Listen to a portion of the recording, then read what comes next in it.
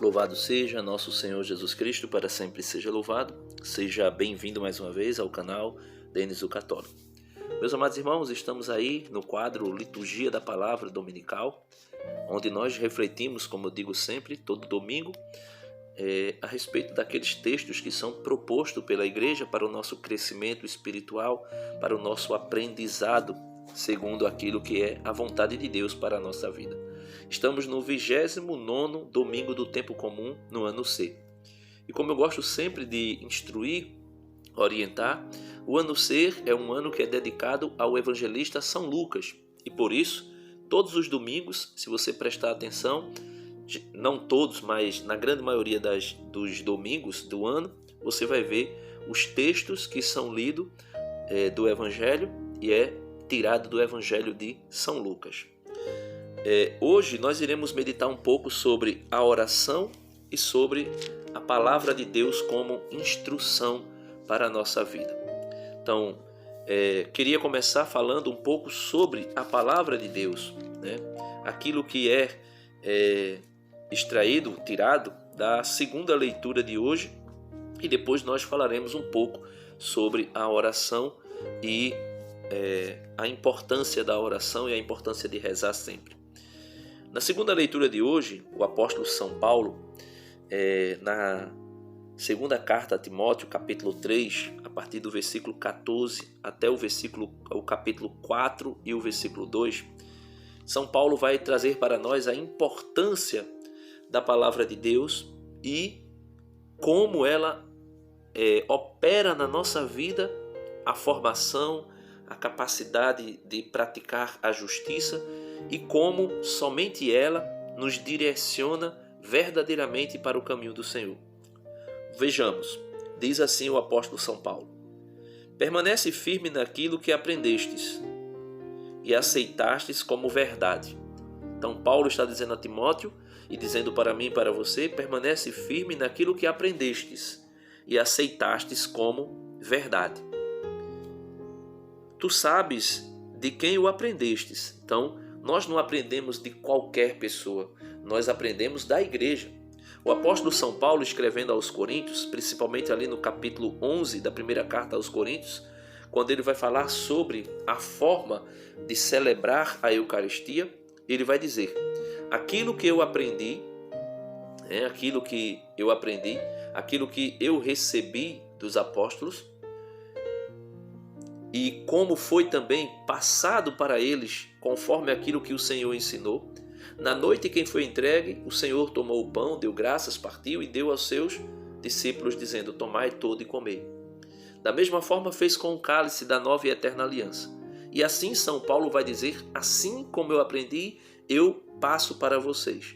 Então, tu sabes de quem tu aprendestes.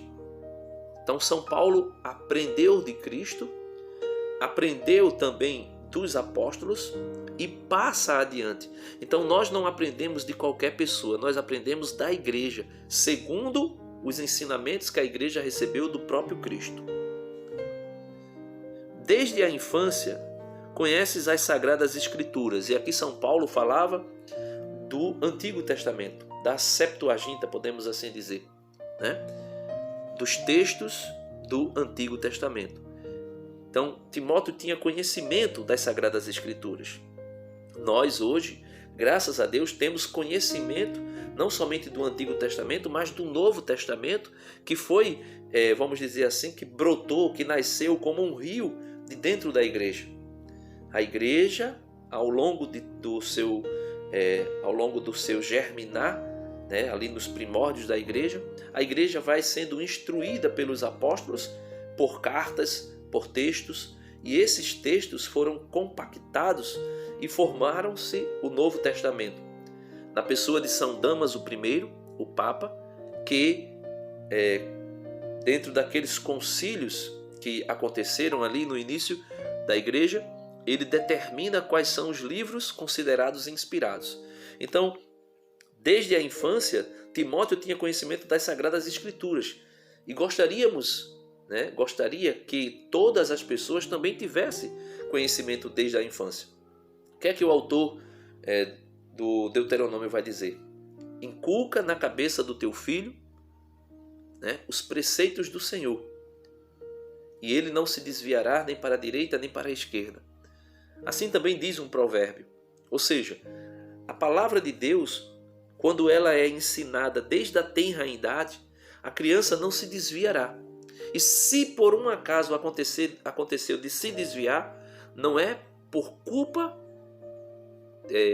vamos dizer assim, não é por ineficácia das Escrituras, mas é porque a pessoa se deixou corromper.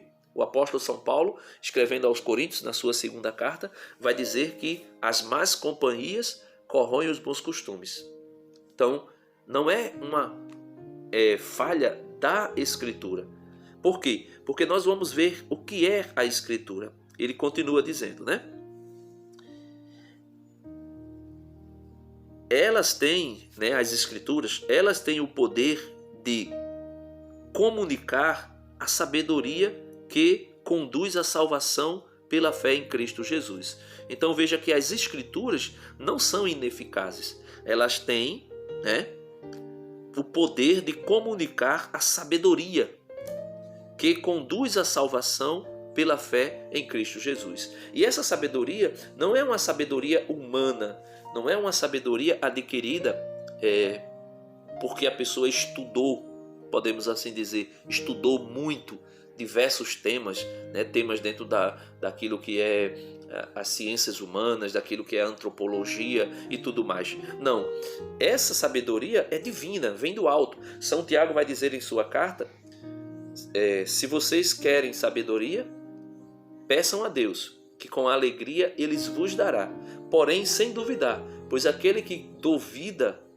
não consegue alcançar essa sabedoria. São Paulo, escrevendo aos Coríntios, São Paulo vai dizer que Deus pegará o sábio na sua tolice. Como assim pegará o sábio na sua tolice?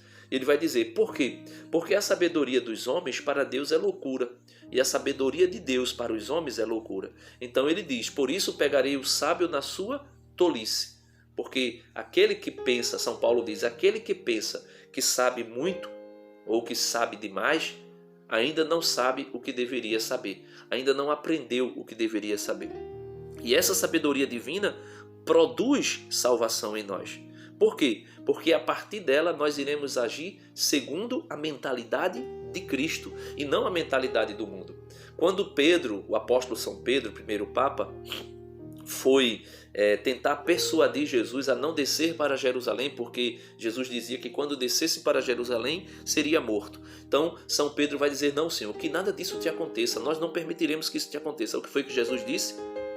Afasta de mim, Satanás, porque os teus pensamentos não são os pensamentos de Deus, mas os pensamentos dos homens.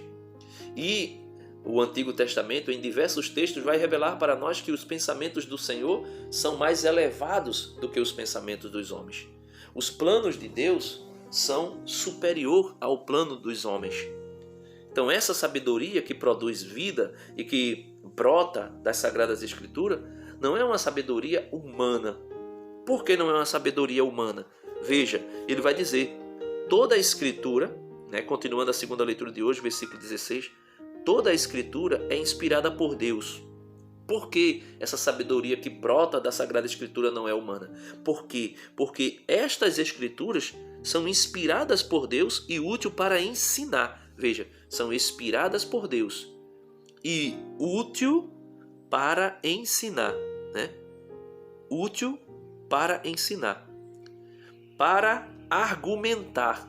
Então, se você quer argumentar contra alguém, né, no sentido de dizer, se você quer passar uma argumentação convincente de que você está com a verdade, você precisa usar da sabedoria que brota das Escrituras.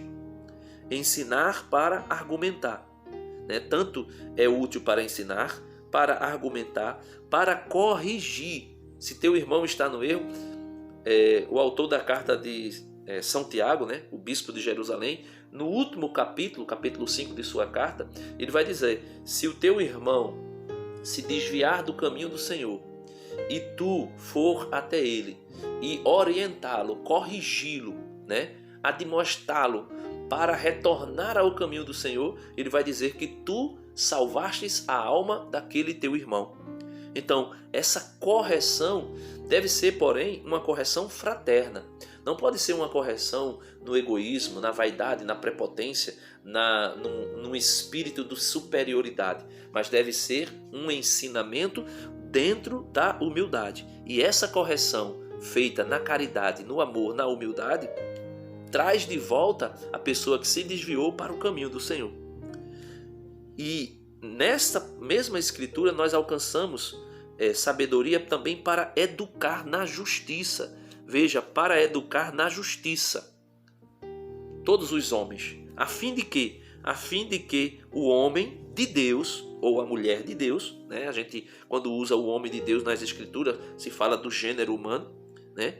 A fim de que o homem de Deus seja perfeito e qualificado, veja, perfeito e qualificado para toda boa obra. O que significa a perfeição dentro das escrituras? Significa dizer aquilo que o Senhor disse do seu servo Jó. Olha, tu estás vendo o meu servo Jó?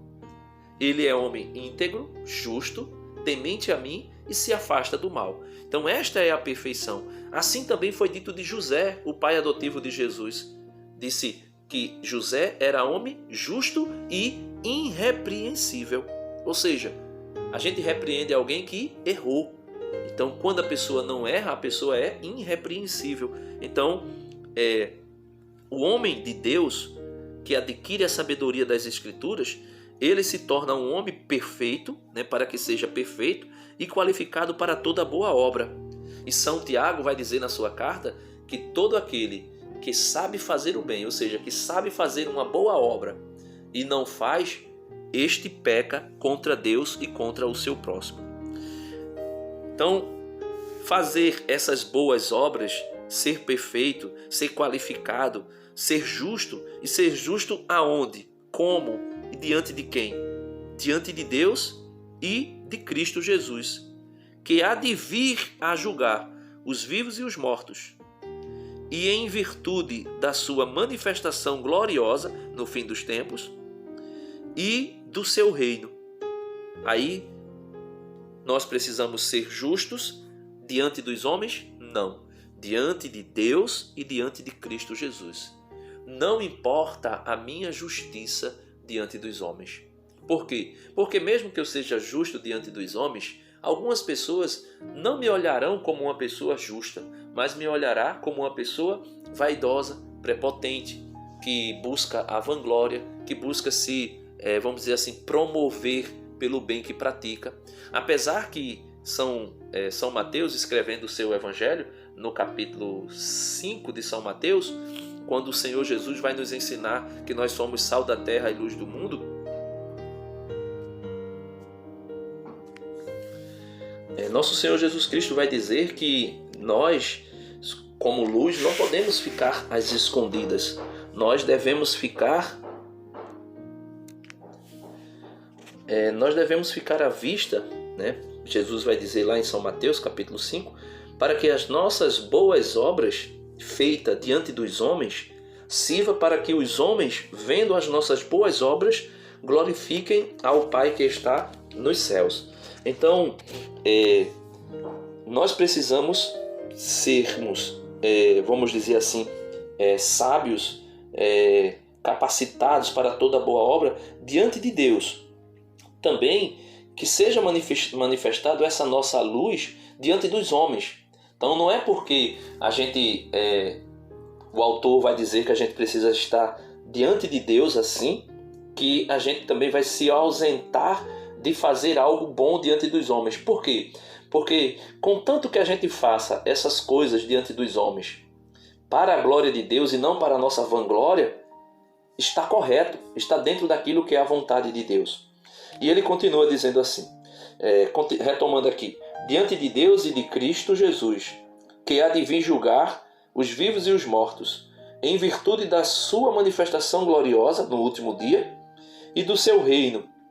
Eu te peço, ele diz a Timóteo e diz também para nós, eu te peço com insistência, proclama a palavra ou seja, prega, anuncia o Evangelho, anuncia a boa notícia, anuncia as Escrituras, e anunciando as Escrituras tu estarás anunciando Cristo Jesus.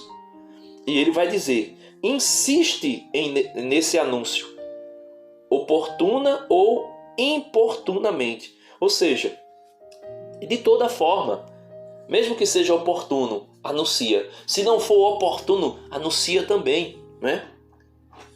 Argumenta, repreende, aconselha com toda paciência e doutrina. Então, baseado nas Escrituras, ele vai dizer que a gente deve anunciar, evangelizar, proclamar Jesus Cristo, oportuna e inoportunamente. Para quê? Para argumentar diante das pessoas, para repreender aqueles que nos acusam sem prova, sem sabedoria, sem conhecimento de causa, sem verdade, e também aconselhar aqueles que nos pedem algum conselho, com toda paciência e doutrina. Veja, com toda paciência e doutrina. Não é somente com paciência, mas é com doutrina. E qual é a doutrina? A doutrina de Cristo. Aquilo que nós aprendemos mediante as Escrituras e mediante aqueles que foram os nossos pais na fé, né? Então, aqui está o significado das Escrituras. Meus irmãos, está tendo um barulhinho aqui de alguém, né? A vizinha, na casa da vizinha, está tendo uma pequena obra e as pessoas estão batendo algumas coisas lá. Espero que não esteja atrapalhando, espero que dê para continuar o nosso raciocínio. Então aí está um pouco sobre as Escrituras. Mas agora vamos para a oração, né? Por isso que é necessário fazer a Léxio Divina, orar com a Sagrada Escritura, orar com a Bíblia, né? Por quê? Qual a importância da oração? Veja, que coisa extraordinária. Deus poderia fazer tudo sozinho. Deus poderia dar conta dos inimigos do povo dele sozinho, sem o povo precisar fazer nada. Mas Deus quer, Deus deseja, Deus coloca como sendo, vamos dizer assim, uma ação da sua mais genuína vontade de que o homem colabore com Deus. Como? Vamos ver aqui. Veja, Moisés, né, junto com o seu povo, com o povo de Deus, foram, vamos dizer assim, agredidos, foram atacados pelos amalecitas, né? Então, vamos ver o que diz aqui o Senhor. Naqueles dias, os amalecitas, um povo estrangeiro, atacou o povo de Deus. Naquele dia, os amalecitas vieram atacar Israel em Rafidim. Moisés disse a Josué, escolhe alguns homens e vai combater contra os amalecitas. Então veja, aqui está uma ação humana. Moisés diz, escolhe alguns homens e vai combater contra os amalecitas, contra os inimigos do povo de Deus. Quem são os inimigos do povo de Deus hoje, atualmente? Não são homens de carne, meus irmãos. Esses homens de carne que agem contra a igreja, eles estão inspirados por forças superiores, por forças maiores. E essas forças, o apóstolo São Paulo vai dizer, escrevendo na carta aos Efésios, no capítulo 6, ele vai dizer, nós não lutamos contra homens de carne e sangue, mas nós lutamos, guerreamos contra espíritos malignos que estão espalhados pelos ares, né? Potestades, principados, tronos, autoridades e assim sucessivamente, ou seja, anjos decaídos.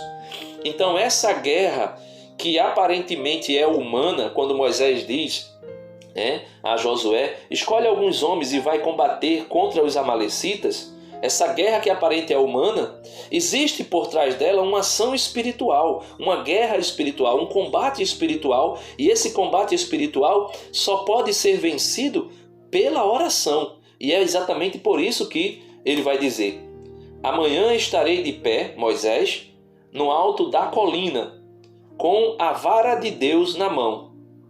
Josué fez o que Moisés lhe tinha mandado e combateu os amalecitas. Moisés, Arão e Ur, dois ajudantes de Moisés, seu irmão Arão e Ur, subiram ao topo da colina. E enquanto Moisés conservava a mão levantada né, ali intercedendo, louvando a Deus, clamando pela vitória do povo de Deus, Israel vencia. Quando abaixava a mão, vencia Amaleque, o inimigo. Ora, as mãos de Moisés tornaram-se pesadas. Veja, Moisés era o intercessor do povo de Israel, escolhido pelo próprio Deus. Era o líder que iria interceder pelo povo, que iria encaminhar o povo para toda a vitória. Porém, o líder Moisés, né, e aqui a gente pode ver na pessoa de Moisés, nos dias atuais a gente pode ver a figura do Papa Francisco, o líder que intercede por toda a igreja e que é guardião da igreja, que é o cabeça que faz a igreja viver em unidade, ele pode começar a desfalecer, como aconteceu com Moisés. Veja, e enquanto Moisés conservava a mão levantada, os israelitas venciam. Quando abaixava a mão, vencia Amaleque. Então Moisés começou a desfalecer, começou a cansar. Moisés mesmo disse: Senhor, o teu povo é grande demais, o teu povo é numeroso demais, eu já não aguento conduzi-lo sozinho. E aí o Senhor vai estabelecer os juízes, e aí é outra história, né? Mas vai dizer, então Moisés, que estava intercedendo pelo povo, começou a desfalecer, começou a perder suas forças. Ora, as mãos de Moisés tornaram-se pesadas. Pegando então uma pedra, colocaram-na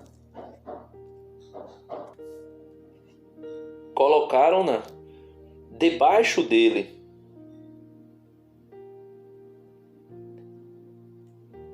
Para que se sentasse.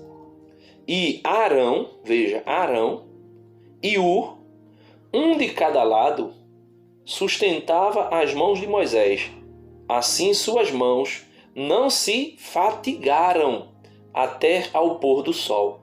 Então nós precisamos, com as nossas orações, levantar, erguer as mãos do Santo Padre, o Papa Francisco. E assim ele que, a exemplo de Moisés, é o condutor, o guia do povo de Deus, da igreja, mesmo que ele venha começar a desfalecer, e nós estamos vendo aí o Papa Francisco muito cansado, com o joelho, né, fatigado, mesmo que ele venha começar a desfalecer, pelo auxílio de toda a igreja, como por exemplo São Pedro, o primeiro Papa, estava preso, e a gente pode ver isso no Atos dos Apóstolos, é dito que toda a igreja intercedia, orava pelo Papa, né? Primeiro Papa São Pedro. E ali, naquela oração de toda a igreja, é dito que o anjo do Senhor visitou aquela prisão, tirou Pedro daquela prisão e levou Pedro para onde estava a igreja reunida. E Pedro foi liberto milagrosamente. Então assim também nós devemos, a exemplo de Arão e de Hur, tomar as mãos do Santo Padre pela oração e dar forças a ele para que ele continue intercedendo pela igreja. E Josué, que representa toda a igreja, né, podemos assim dizer, o Papa representa Moisés, que conduz a igreja, e Josué, que é um representante da igreja, podemos assim dizer, uma figura da igreja, né? Josué assim derrotou Amaleque e sua gente a fio de espada. E essa espada, meus irmãos, não é espada de metal, né? Ali sim, naquela batalha, que era uma batalha que acontecia de forma temporal, porém em uma ação espiritual, combatendo seres espirituais também que agiam por meio de Amaleque, né? Mas não é simplesmente uma luta de espada, instrumento cortante, mas é aquilo que o livro do Apocalipse vai revelar. Jesus que fazia com que saía de sua boca uma espada afiada de 2 gumes. E essa espada é a Sagradas Escrituras, que nós acabamos de ouvir, que tem poder de ensinar, de instruir, de educar o homem para toda boa obra diante de Deus. E não somente diante de Deus, mas também diante dos homens. E em resposta à primeira leitura, falando da necessidade, da importância da oração, o Evangelho deste domingo vem nos falar da grandiosidade, da grandiosidade da parábola daquele juiz iníquo. Veja, naquele tempo Jesus contou aos discípulos uma parábola para mostrar-lhes a necessidade de rezar sempre. Então nós precisamos rezar sempre e nunca desistir. Veja, Moisés estava rezando. Mesmo quando começou a desfalecer, ele não desistia. Por isso veio o suporte de Deus, por meio de Arão e Ur. Então é importante rezar sempre e nunca desistir. Nunca desanimar. Dizendo, numa cidade, Jesus diz, numa cidade havia um juiz que não temia a Deus e não respeitava homem algum. Na mesma cidade havia uma viúva que vinha à procura do juiz, pedindo, faze-me justiça contra o meu adversário. Essa viúva aqui representa a igreja, representa eu e você. O juiz iníquo não representa Deus. A figura do juiz iníquo é para mostrar que a oração tem poder para destronar qualquer império das trevas. A viúva representa o povo. O juiz não representa Deus. E nós vamos ver por quê. Durante muito tempo o juiz se recusou. Por fim, ele pensou, eu não temo a Deus e não respeito homem algum. Então veja, ele não temia Deus e não respeitava homem algum e era injusto. Então isso não são características de Deus. Os atributos de Deus é amor, justiça, verdade, compaixão, misericórdia, né? Esses são os atributos de Deus. Então em nada esse juiz representa Deus. Mas aqui é para mostrar a perseverança na oração da viúva que representa sim a mim e a você e toda a igreja. Durante muito tempo o juiz se recusou. Por fim, ele pensou, eu não temo a Deus e não respeito homem algum. Mas esta viúva, que representa eu e você e a igreja, já me está aborrecendo. Vou fazer-lhe justiça para que não venha a agredir-me. Então, ele fez justiça não porque ele era misericordioso, mas é porque ele temia aquela mulher. Temia a perseverança daquela mulher. Com relação a Deus, não é assim. Deus deseja que nós oremos incessantemente, com todo amor, com toda mansidão, com toda humildade diante de Deus. Aí ele vai dizer, se esse juiz que é mau, que é injusto, que não teme a Deus e não respeita homem algum, atendeu aquela mulher por ela ser perseverante, o que não fará Deus? Ele vai dizer, e o Senhor acrescentou, escutai, o que diz este juiz injusto. E Deus não faria justiça aos seus escolhidos, que de dia e noite gritam por ele? Será que vai fazê-los esperar? Eu vos digo que Deus, que é misericordioso, diferente do juiz, lhes fará justiça bem depressa. Mas o Filho do Homem, quando vier, será que ainda vai encontrar fé sobre a terra? Então, meus amados irmãos, nós precisamos entender que diferente do juiz injusto, Deus é justo, Deus é amor, Deus é mansidão. E nós podemos proclamar essa mansidão, essa justiça, essa glória de Deus e essa misericórdia de Deus, junto com o salmista de hoje, o Salmo 120, que vai dizer, do Senhor é que me vem o meu socorro, do Senhor que fez o céu e a terra. Eu levanto os meus olhos para os montes e pergunto, de onde virá o meu socorro? Do Senhor é que vem o meu socorro, do Senhor que fez o céu e a terra. Ele não deixa tropeçar os meus pés, e não dorme quem te guarda e te vigia. Não, ele não dorme, nem cochila, aquele que é o guardião da igreja, o guardião de Israel. O Senhor é o teu guarda, ó Israel, ó igreja, ó cristão. O teu vigia é uma sombra protetora à tua direita. Não vai ferir-te o sol durante o dia. Então veja, quando nós estamos durante o dia e o sol é escaldante, nós procuramos uma sombra. Ele vai dizer que o Senhor, o teu guarda, o teu vigia, é uma sombra protetora à tua direita. Não vai ferir-te o sol durante o dia, nem a lua as trevas de toda a noite. através de toda a noite, melhor dizendo. Então, o Senhor é como uma sombra que nos guarda do calor do sol e nos guarda também como uma sombra da luz da lua. E ele vai dizer: o Senhor te guarda de todo mal. Ele mesmo vai cuidar da tua vida. Deus te guarda na partida e na chegada. Ele te guarda desde agora e para sempre. E é por isso que o Senhor Jesus diz: será que quando o Filho do Homem voltar, encontrará fé sobre a terra? Porque as pessoas estão perdendo a fé em Deus, exatamente por conta dos males, das perversidades que estão acontecendo. Mas nós precisamos ter essa convicção de que o Senhor é o nosso guarda, é o nosso protetor.